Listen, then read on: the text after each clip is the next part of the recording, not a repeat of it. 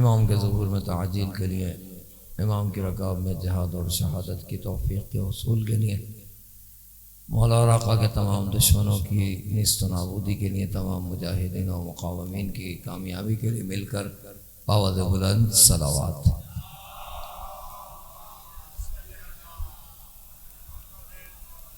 اعوذ باللہ من الشیطان الرجیم، بسم اللہ الرحمن الرحیم، الحمد للہ رب العالمین الذي خلقنا لعبادته والذي جعلنا من المتمسكين ببلاغة مولانا أمير المؤمنين والذي جعلنا من الباكين في أداء المظلوم والحمد لله الذي جعلنا من المنتظرين لظهور حجته، ثم الصلاة والسلام على أشرف الأنبياء والمرسلين حبيب إله العالمين الذي سمي في السماء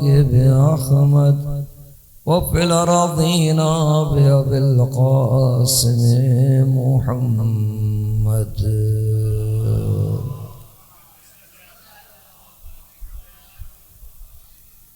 وعلى أهل بيته الطيبين الطاهرين المعصومين الذين أذهب الله عنهم الرجس وطهرهم تطهيرا۔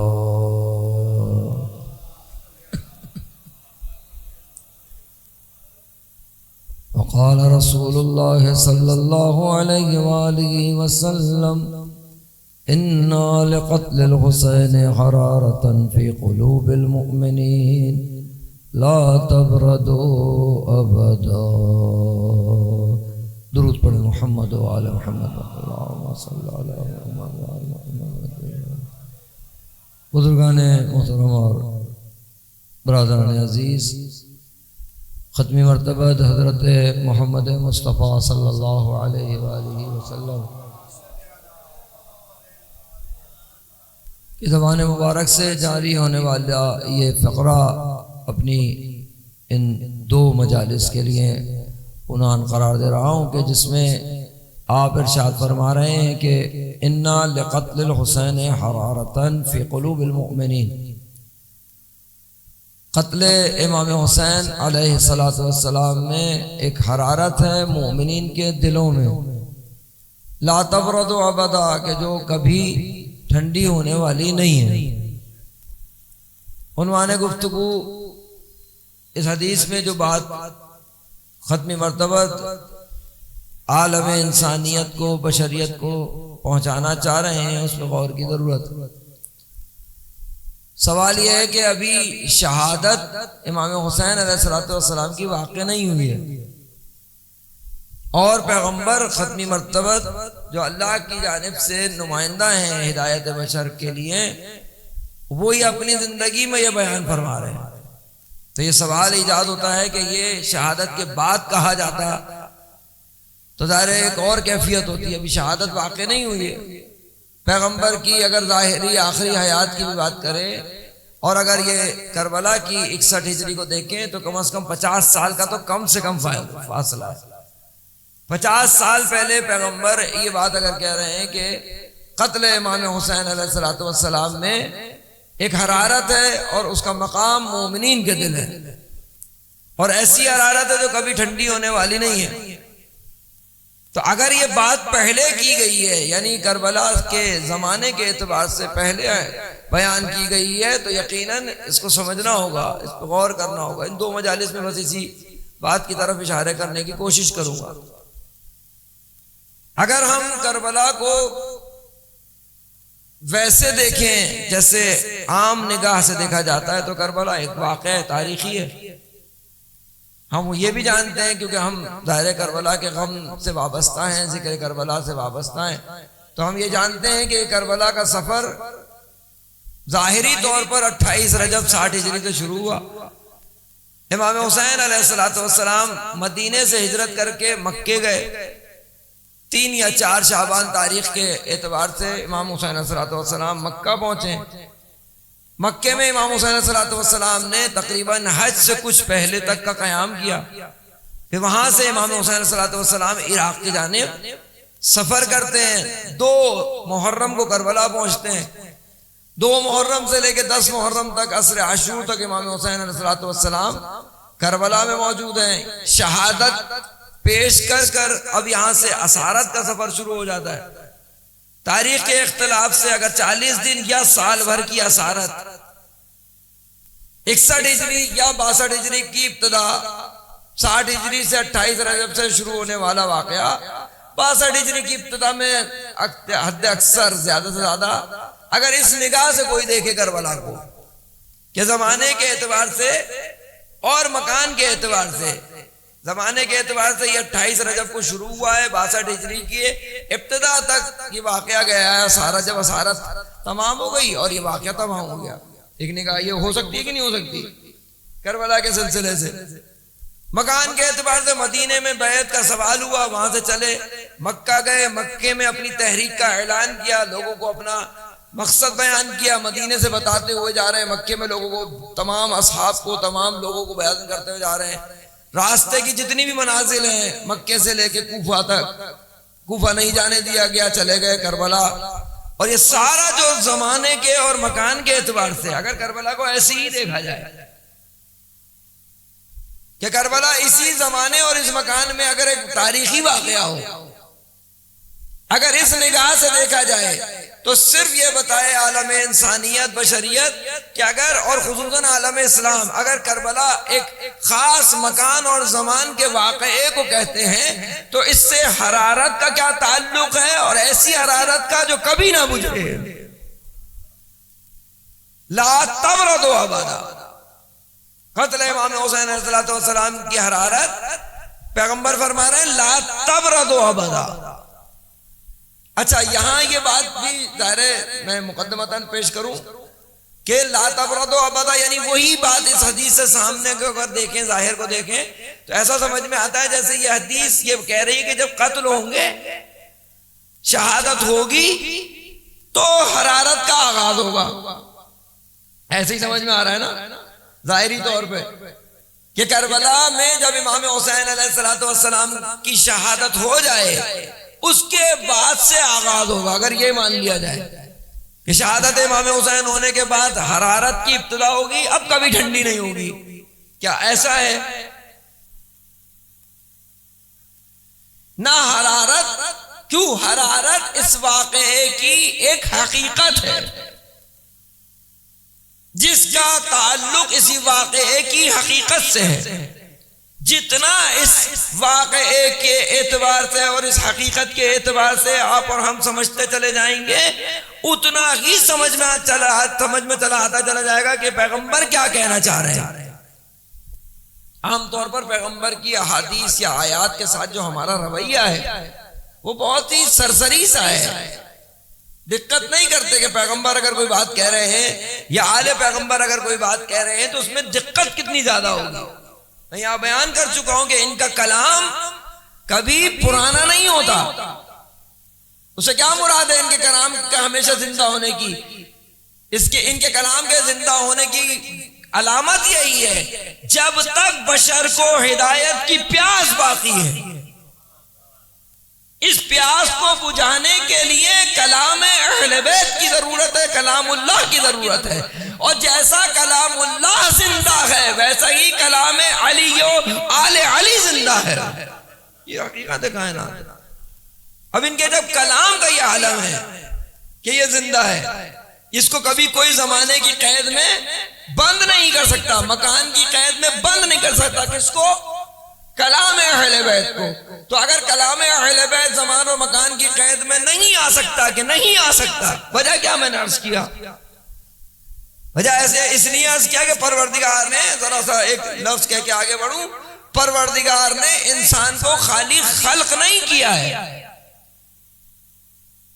پروردگار کا تعلق بشر کے ساتھ ایسا تھوڑی ہے کہ خلق کر کے چھوڑ دیا اس نے۔ پروردگار نے جہاں خلق کیا ہے، انسان کی ذمہ داری کیا ہے؟ انسان کی ذمہ داری یہ ہے کہ صفات الہیہ کی معرفت حاصل کرے، یعنی خالق ہونے کو جانے، اس کے خالق ہونے کو جانے، اس پہ غور کرے، جو موضوع نہیں ہے اس وقت۔ اور جیسے خالق ہونے کو جاننا ضروری ہے، ایسے ہی رازق ہونے کو جانے ہیں۔ رازق ہونے سے کیا نکلتا ہے؟ کیا بات سامنے آتی ہے؟ رازق ہونے سے یہ بات سمجھ میں آتی ہے کہ وہ فقط خالق نہیں ہے، فقط خالق ہوتا تو خلق کر کے چھوڑ دیتا، اور ظاہر ہے خلق کرنے سے خالی اس کا مقصد یہ تو نہیں ہے کہ بس خلق ہو جائے، خلق ہونے کے ساتھ ساتھ اللہ کا مقصد یہ ہے، اللہ کا مطلوب یہ ہے، پروردگار یہ چاہتا ہے کہ خالی خلق نہ کروں، اس مخلوق کو باقی بھی رکھوں۔ ابھی بہت سارے بحث سے میری اس موضوع سے باہر بحث ہے، ایک لفظ خالی کہنے کے لیے اپنی بات کو کہہ رہا ہوں کہ رازق ہونے کا کیا معنی ہوگا؟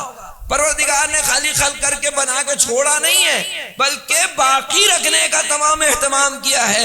بس انسان کو بنانے والا خالق ہوتا ہے، اور بنا کے چھوڑ جو نہ دے، بلکہ جو باقی رہنے کے لیے ضرورت ہو، جو ضرورت ہو، اس کو مہیا کرنے والے کو کہتے ہیں رازق۔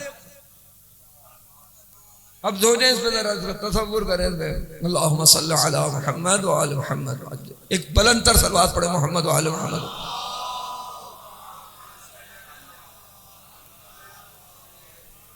اب آپ بتائیے، اب جلدی سے اس کو دیکھیں، نوجوان بدن کی ضروریات کو اس نے پورا کیا نہیں کیا؟ بدن کی ضروریات کو اس نے پورا کیا۔ جب بدن کی ضروریات پوری کرے گا تو بدن تو مرکب ہے، اصل تھوڑی ہے بدن انسانی، اصل تو سوار ہے اس کا، راکب ہے۔ راکب کون ہے بدن انسانی کا؟ مرکب ہے یہ بدن انسانی، راکب ہے اس کی روح، یہ تو سواری ہے، اس پر سوار کون ہونا ہے؟ کس کو ہونا ہے؟ روح انسانی کو۔ جو پروردگار، اگر آپ غور کریں بدن کے اہتمام کے لیے اس نے کیا کچھ نہیں کیا، خالی بدن کو بنا کے چھوڑا نہیں، اس نے باقی رکھنے کا کتنا اہتمام کیا، غور کرے آدمی۔ اس غور کا فائدہ کیا ہوتا ہے؟ بارہا میں کہہ چکا ہوں، اس غور کرنے کا فائدہ یہ ہوتا ہے، اس غور کرنے سے حاصل کیا ہوتا ہے، اس بحث سے فائدہ کیا ہوتا ہے کہ جب آپ خالق کے بارے میں سوچتے ہیں اور احساس کرتے ہیں کہ اس نے ہمیں بنا دیا، جب رازق کے بارے میں سوچتے ہیں کہ اس نے ہمیں بنا کے چھوڑا نہیں، بلکہ جتنی ضروریات تھی سب اس نے ہمارا اہتمام کیا، جتنا اس کو سمجھتے چلے جائیں گے، ایک جملہ کہہ رہا ہوں، جتنا اس کو سمجھتے چلے جائیں گے اتنا آسان ہو جائے گا۔ جو نہیں جانتا خالق کو، جو نہیں جانتا رازق کو، اس کے لیے خالق کی بارگاہ میں سر رکھنا مشکل ہے، اور جو جانتا ہے اس کا سر رکھ کر اٹھانا مشکل ہو جاتا ہے۔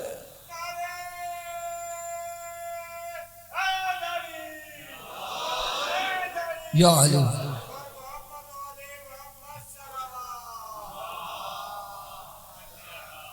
تصور کرے، بارہا اس پر قرآن میں تاکیدات ہیں، اہل بیت کے کلام میں تاکیدات ہیں کہ اپنے اوپر تو غور کرو کہ کیسا اس نے انتظام کیا باقی رکھنے کا، میرے وجود کو باقی رکھنے کا۔ تو اب آپ بتائیے، جو باقی رکھنے کا اہتمام کیا ہے، اس میں سے ایک ضرورت، بلکہ یہ کہہ ہی دوں، ہم عام طور پر پیاس، یا میں کہہ چکا ہوں مجھے پتا ہے، پیاس اور بھوک کو، نوجوانوں کی خدمت میں تکرار کر رہا ہوں، پیاس اور بھوک کو ہم زیادہ بڑی ضرورت سمجھتے ہیں یا کھانے اور پانی کو؟ سادہ نگاہ سے دیکھیں تو ہمارے لیے کیا زیادہ ضروری ہے؟ پانی اور بھوک، یہ سادہ نگاہ ہے۔ جس کو بھوک نہ لگتی ہو اس کو کھانا کیا فائدہ پہنچائے گا؟ جس کی پیاس مٹ گئی ہو اسے پانی کیا فائدہ پہنچائے گا؟ عزیزو، پروردگار نے پانی اور کھانا باہر رکھا ہے مجھے بچانے کے لیے۔ میرا پیاس لگنا، مجھے بھوک لگنا، یہ خود میرے بقا کا سسٹم ہے۔ اگر بھوک لگنا بند ہو جائے تو کھانا فائدہ نہیں پہنچاتا، پیاس لگنا بند ہو جائے تو کوئی ڈاکٹر پیاس نہیں لگوا سکتا۔ پیاس لگنا بڑی بھوک ہے، بڑی وہ ہے نعمت ہے، پیاس لگنا، بھوک لگنا زیادہ نعمت ہے۔ اس کا رازق ہونا اندر زیادہ سمجھ میں آتا ہے بنسبت باہر کے۔ اچھا سوچے اس میں اسی موضوع کے اوپر انسان کے، اس نے میرا وہ اس کو، یہ سارا مسئلہ کیا؟ بدن کو بچانے کا سسٹم ہے، بدن کو بچانے کا سسٹم ہے. جہاں سے میں چلا تھا بس یہاں روک کے ابھی بتائیے پانی میں خود بقا ہے کہ نہیں ہے؟ خود پانی باقی رہنے والا ہی ہے. جب تک کائنات باقی ہے پانی باقی ہے کہ نہیں ہے؟ قرآن نے کہا ہے ہر چیز کی حیات کس میں ہے؟ پانی میں. ہم نے ہر چیز کی حیات پانی میں رکھی ہے. جس میں ہر چیز کی حیات رکھی ہو وہ کبھی خود فنا ہو سکتا ہے؟ جس میں ہر چیز کی حیات ہو وہ خود کبھی فنا ہو سکتا ہے؟ اب پانی جو ہے مثلا جب پانی کا مسئلہ آتا ہے تو پانی کے بقا کے تو سب قائل ہیں. کیوں؟ اس لیے کہ بدن کے لیے ضروری ہے، باہر ہونا ضروری ہے. پانی بدن کی ضرورت ہے، باہر ہونا ضروری ہے، کوئی انکار نہیں کرتا. بھائی جس طریقے سے بدن کو پیاس لگتی ہے روح کو بھی تو کوئی پیاس لگتی ہوگی. جس طریقے سے بدن کو پیاس لگتی ہے روح کو بھی تو کوئی پیاس لگتی ہوگی. اور جس طریقے سے بدن کی پیاس بجھانے کے لیے اللہ نے فقط پیاس نہیں رکھی، پانی باہر رکھا ہے تاکہ پانی سے پیاس بجھائی جائے.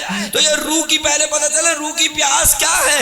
روح کی پیاس کچھ اور نہیں ہے سوائے ہدایت بشری، سوائے اس کے کہ انسان کی روح میں یہ پیاس موجود ہے کہ وہ اپنے اللہ کو تلاش کرے، اپنے مالک کو تلاش کرے، اپنے خالق کو تلاش کرے، اپنے رازق کو تلاش کرے.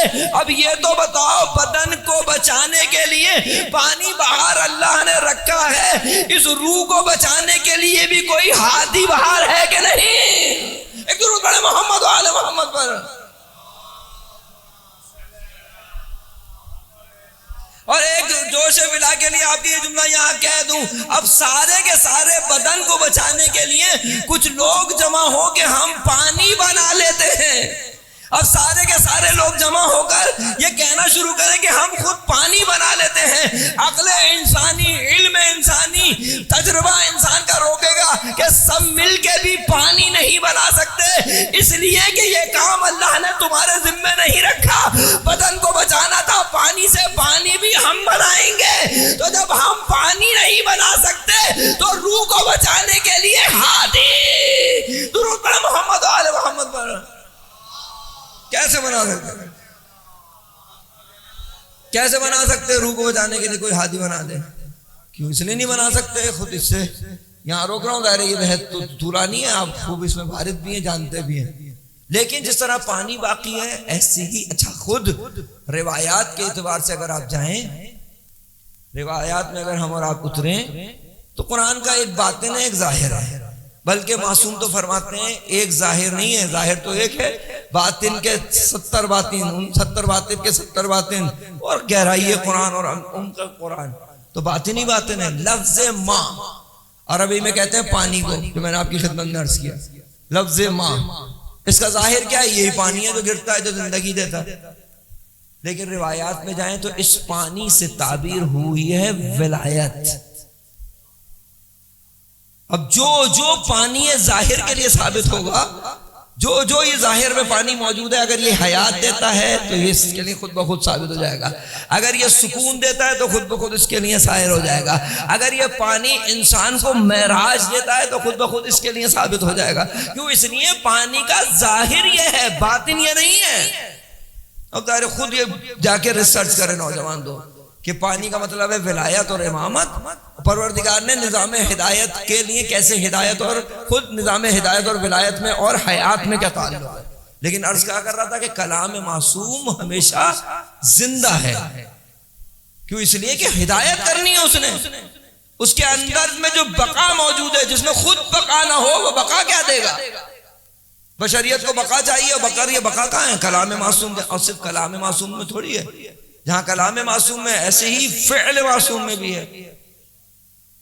دو تین حصے ہوتے ہیں نا معصوم کے کلام کے، غور فرمائیے یہاں نوجوان.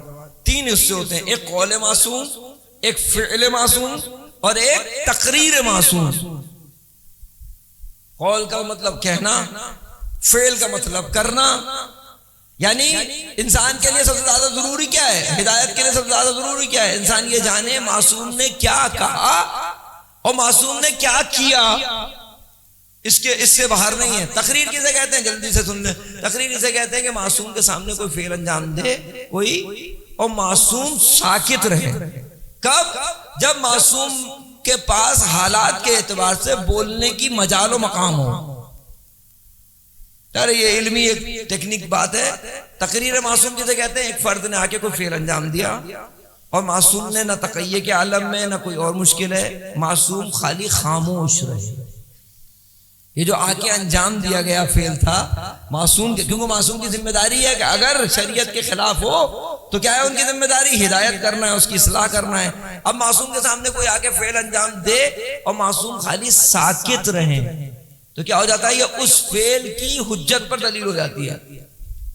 حالانکہ وہ جو آنے والا فعل انجام دینے والا ضروری نہیں ہے کہ وہ کوئی بہت ولی ہو, بزرگ کوئی شخصیت ہو, کوئی بھی ایک سادہ انسان, دیندار انسان کوئی کام آ کے کرے, معصوم کے سامنے معصوم خاموش رہے, اس کا یہ فعل کیا ہو جاتا ہے, معصوم کی نگاہ کی وجہ سے, معصوم کی تقریر اور خاموشی کی وجہ سے حجت بن جاتا ہے. کوئی بتا سکتا ہے کہ پیغمبر نے ابو طالب کے فعل پر کبھی کچھ کہا ہو؟ جناب ابو طالب علیہ السلام کی جو سیرت پاک ہے اس پر کبھی کچھ کہا ہے پیغمبر نے؟ نہیں, ایسے نہیں چچا جان, ایسے یہ نہیں, یہ کمی کہا ہے کہیں. رسول اللہ کی تقریر, خاموشی جناب ابو طالب کی پوری زندگی پر حجت. آپ ایمان کی بات کرتے ہیں, جناب ابو طالب علیہ السلام کا فعل شریعت میں دخیل ہے. جناب ابو طالب علیہ السلام, کیوں؟ ان کا فعل اور ان کا قول اور تقریر ہمارے لیے حجت ہے, ہمارے پاس دلیلیں موجود ہیں. ہمیں ضرورت نہیں ہے کہ جا کے یہاں بھی ابھی مسئلہ نوجوان دوستوں کے حوالے کروں. عام طور پہ یہ ذہن میں آتا ہے جو بھی اپنے ہاں کی کوئی بات ہوتی ہے نا, مثلا ہاتھ کھول کے نماز پڑھنا, مثال دے رہا ہوں, ہاتھ کھول کے نماز پڑھنا, نوجوان آ کے پوچھتا ہے یہ اہل سنت کی کتابوں میں دکھائیں. کیوں بھائی,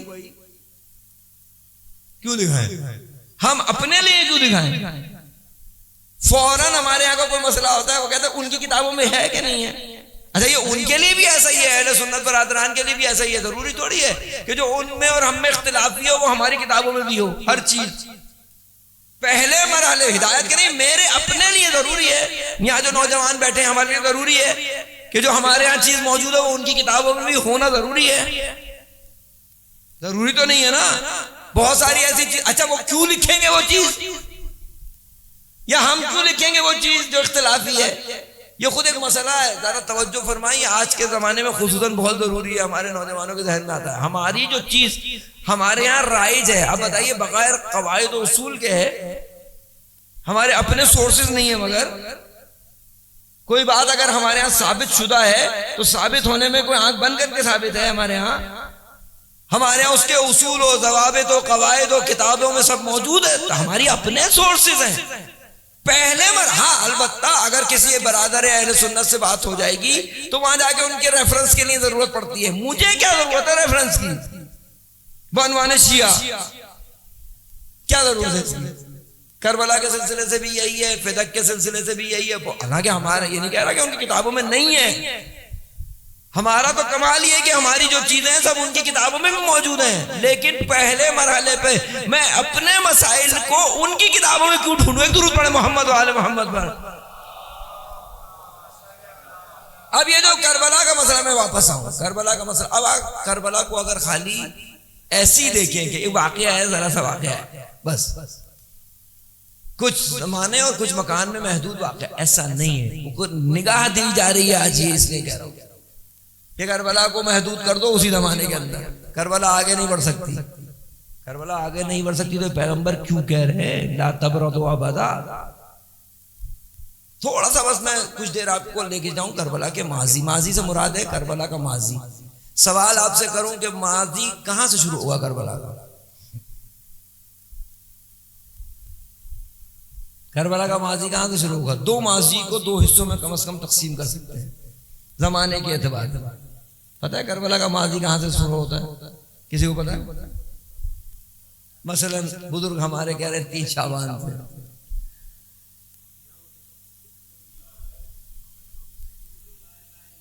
احسن جناب. اب اس کو اس طرح سے دیکھیں, کربلا کا ماضی پروردگار نے جب جناب آدم کو کہا کہ ان کو پڑھ کے بتاؤ اسماء, ایک تو توبہ قبول ہوئی ہے زمین پہ, وہاں ملول ہوئے. جب وہاں اس زمانے میں جب پروردگار نے کہا کہ فرشتوں پہ تمہاری افضلیت یہ ہوگی کہ تم انہیں اسماء پڑھ کے سناؤ, فَأَنبِئْهُمْ بِأَسْمَائِهِمْ، قرآن کہ ان کو اسماء کی خبر دے دو.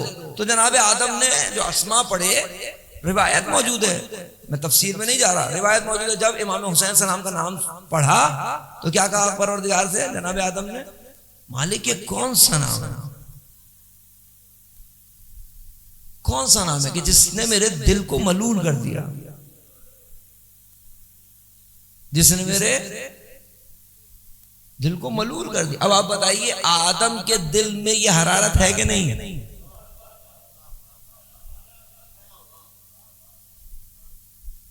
آدم علیہ السلام کے دل میں یہ کوئی کہے کہ قتل کے بعد سے حرارت شروع ہوگی، تو یہ آدم کیوں ملول ہو رہے ہیں؟ آدم علیہ السلام نام آتے ہی زبان پہ کیوں ملول ہو رہے ہیں؟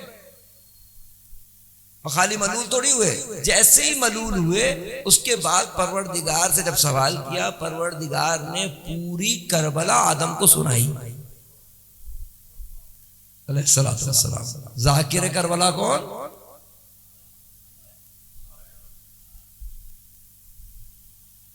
کہاں ہو رہی ہے مجلس اور کون سن رہا ہے مجلس؟ آدمی کا باپ. اذان کے احترام کے لیے درود پڑھے محمد والے وقت تو نہیں ہوا.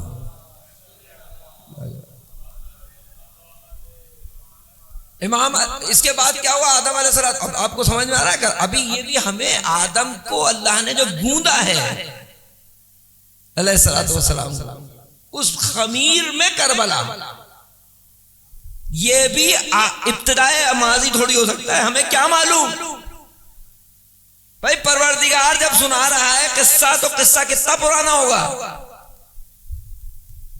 یہ بات کس قدر ضروری ہوگی جس کو خدا آدم کو تعلیم دے رہا ہے. ابھی زمین پہ نبی بنا کے بھیجا نہیں ہے جناب آدم، جناب نوح علیہ السلام. جب آپ کی کشتی ٹھہری اور جب آپ کربلا کی زمین سے گزرے، بے چینی، پروردگار کون سی زمین ہے؟ پورا قصہ جناب نوح علیہ السلام کو تعلیم دے رہا خدا. ابراہیم گزرے، اذیت ہوئی، مالک یہ کون سی زمین ہے؟ یہ تاریخ ہے باقاعدہ، کربلا کی تاریخ میں جا کے پڑھیں کہ جب جناب ابراہیم گزرے مشکل، جناب موسیٰ گزرے مشکل. اس کا کیا مطلب ہے؟ ماضی کتنا قدیم ہوگا کربلا کا، کتنا طویل ہے اس کا سفر اپنے ہونے سے پہلے. اس زاویے سے دیکھیے جناب آدم علیہ السلام سے شروع ہوئی، ہر نبی کو پروردگار نے کربلا کی طرف متوجہ کیا.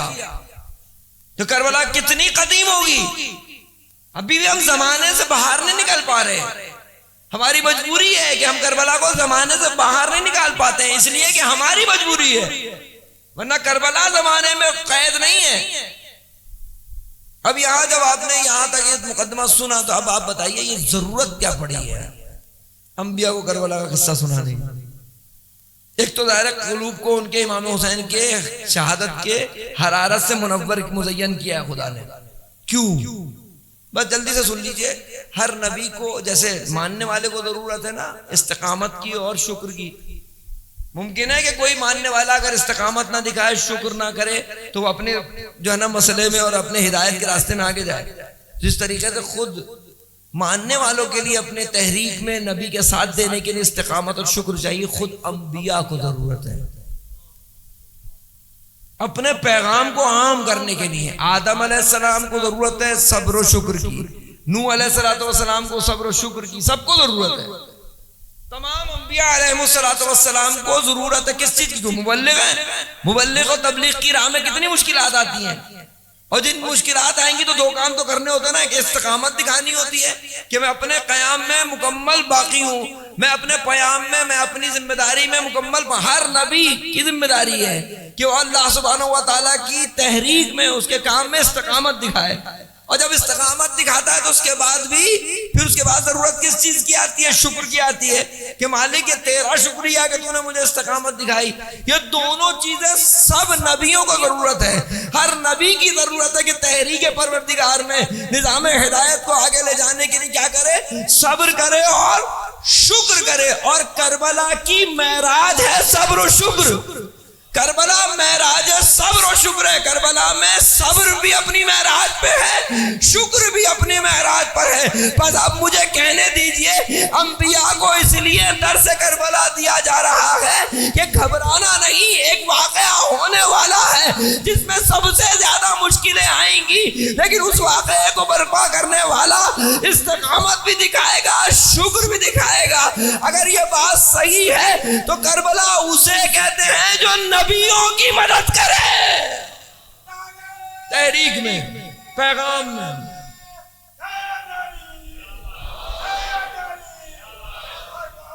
وہ بظاہر اس کے اندر بہت ذرا رک کے سوچنے کی ضرورت. حقیقت ہے یہ خطابت نہیں ہے, یہ پروردگار جو تمام انبیاء کو درس کربلا دے رہا ہے تو اس کی کیا وجہ رہی ہوگی؟ ایک وجہ یہی ہے کہ پروردگار چاہتا ہے کہ اپنے نبیوں کو صبر و استقامت کا درس دے. اور صبر و استقامت کا اور شکر کا درس کہاں ہے؟ کربلا میں اپنی معراج پہ.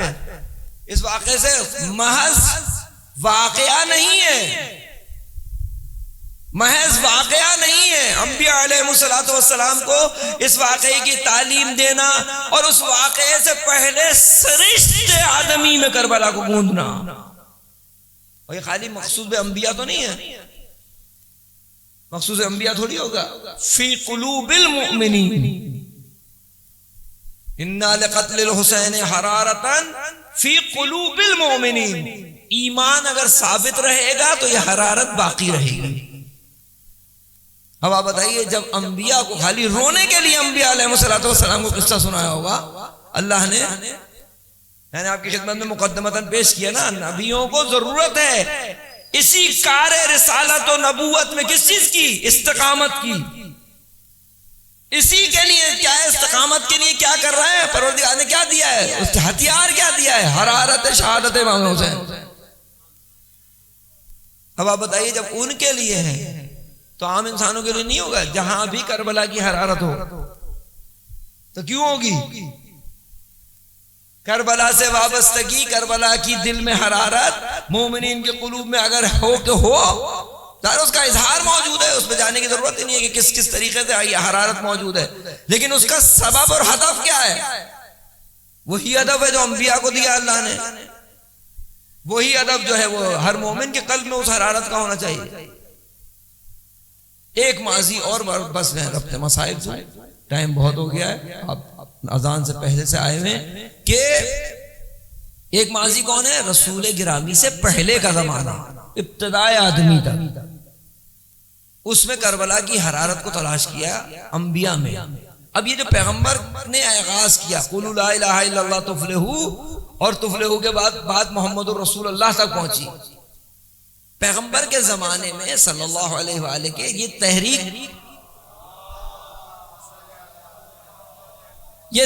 جو جناب آدم علیہ السلام سے شروع ہوئی تھی, جناب عیسیٰ علیہ السلام اور ختمی مرتبت کے زمانے میں یہ رسالت اپنا اتمام پر اور اکمال پر. اس کے بعد اب یہ سارا کا سارا جو نظام ہے, یہ سارا کا سارا جو نظام ہے, یہ سارا اس 50 سال جو پیغمبر کی 62 سال 65 سال کی زندگی ہے, اس میں دیکھیں پھر یہ بار بار جو پہچانا. کل میں نے اگر وقت ملا تو کل میں عرض کروں گا کہ کیسے کیسے پیغمبر نے اپنی ذمہ داری پوری کی, وہ کیا ذمہ داری ہے. یہ جتنی بھی پیغمبر کی زندگی ہے اس کے اندر چاہے یہ مسئلہ ہو 3 شعبان. اب بتائیے, فقط رونا چاہ رہے ہیں پیغمبر. امام حسین السلام کی ولادت ہوئی, پیغمبر نے یقیناً شہادت کا درد اور شہادت کا جو ملال ہے اس کو تو کوئی سوچ بھی نہیں سکتا. لیکن جو پیغمبر فقط گریہ کریں گے بعنوان نانا فقط, یا حتیٰ بعنوان رسول فقط گریہ کریں گے, گریہ ان کا کیا ہے؟ گریہ ان کو پتا ہے یہ گریہ استقامت دے گا. کس چیز کو؟ پیغمبر کی تحریک کو استقامت دے گا. امام حسین علیہ السلام کی ولادت، پیغمبر صلی اللہ علیہ وآلہ جو رو رہے ہیں شہادت پر، وہ یہ بتا رہے ہیں کہ میری تحریک کا محافظ آ گیا۔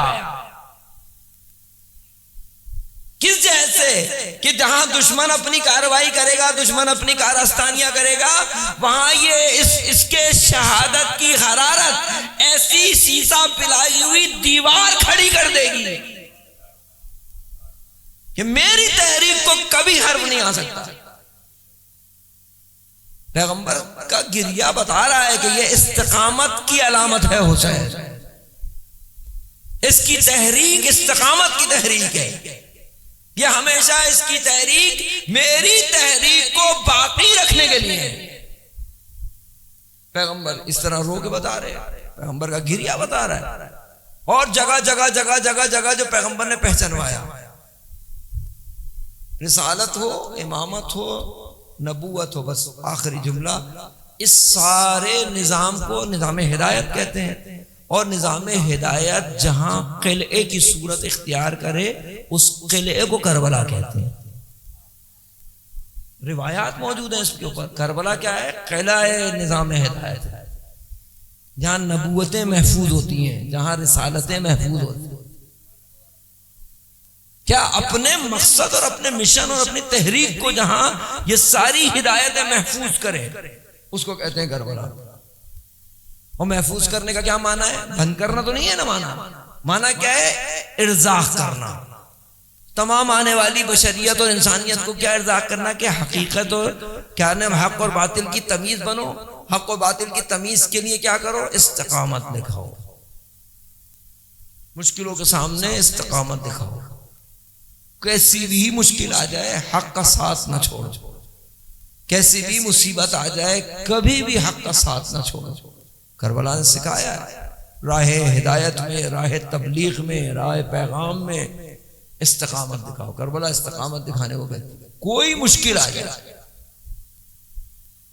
کربلا کے دو حصے ہیں، ایک شہادت اور ایک اسارت۔ ایک شہادت کربلا کا حصہ اور ایک اسارت کربلا کا حصہ۔ دونوں میں اگر آپ دیکھیں تو دونوں میں استقامت اپنے عروج پر اور اس کے ساتھ شکر اپنے عروج پر۔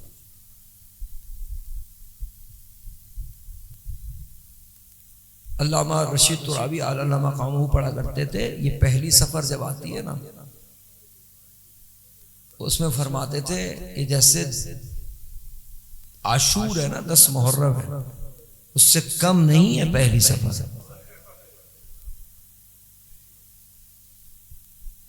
کہتے تھے کیوں؟ کہا اس لیے کہ عاشور معراج شہادت ہے،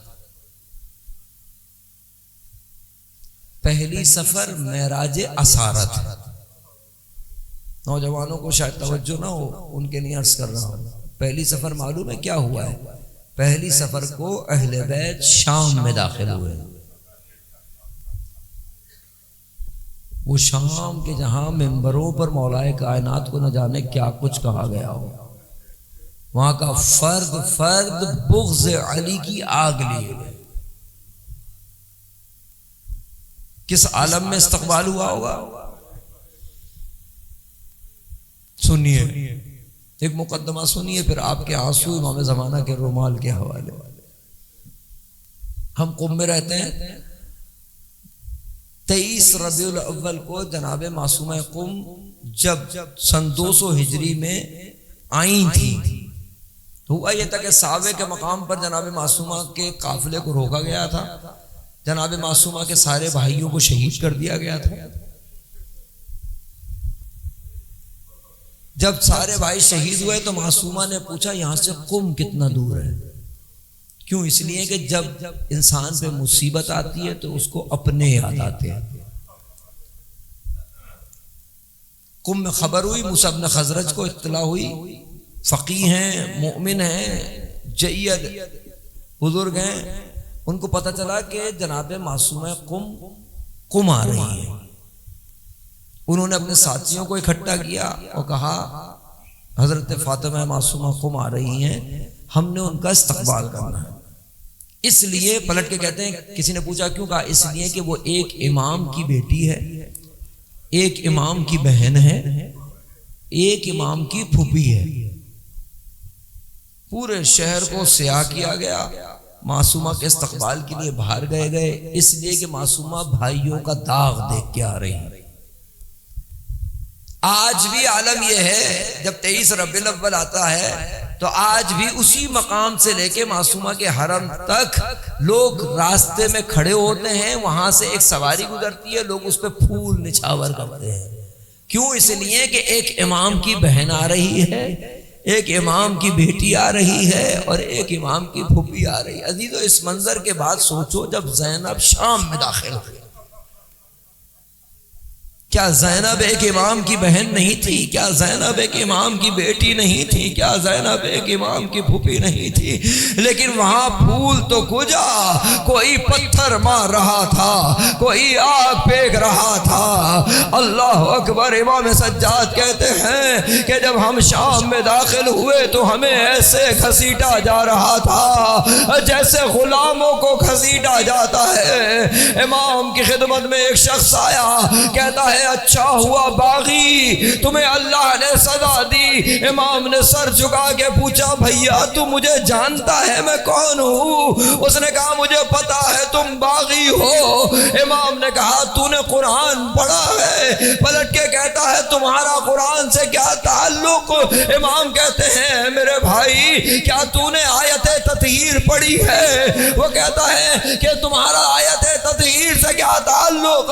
امام نے کہا تو نے آیت مودت پڑھی ہے؟ وہ کہتا ہے تمہارا آیت مودت سے کیا تعلق؟ مولا کہتے ہیں آیت تطہیر ہمارے لیے ہے، آیت مودت ہمارے لیے ہے۔ عزیز و امام سجاد کا جملہ ہے، مولا فرماتے ہیں اگر خدا ہماری مودت کے بجائے ہم پر ظلم واجب کر دیتا پھر بھی اتنا ظلم نہیں کیا جاتا جتنا ہم پر ظلم کیا گیا۔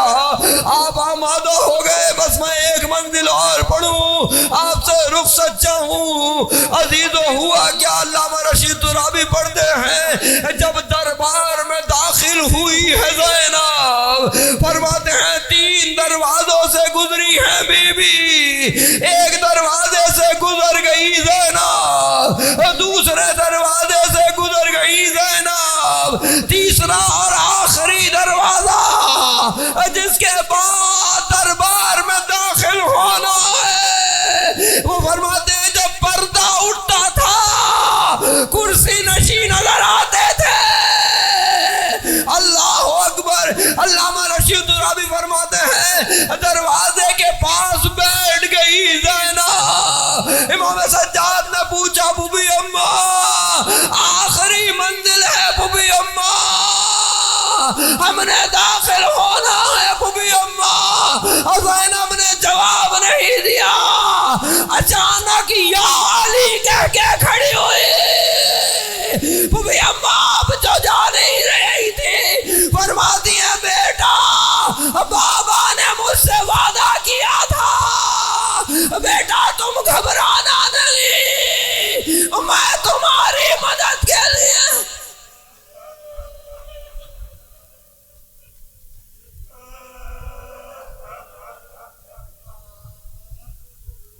اللہ ولعنت اللہ علی القوم الظالمین وسيعلم الذين ظلموا أي منقلب ينقلبون۔ ماتم حسین۔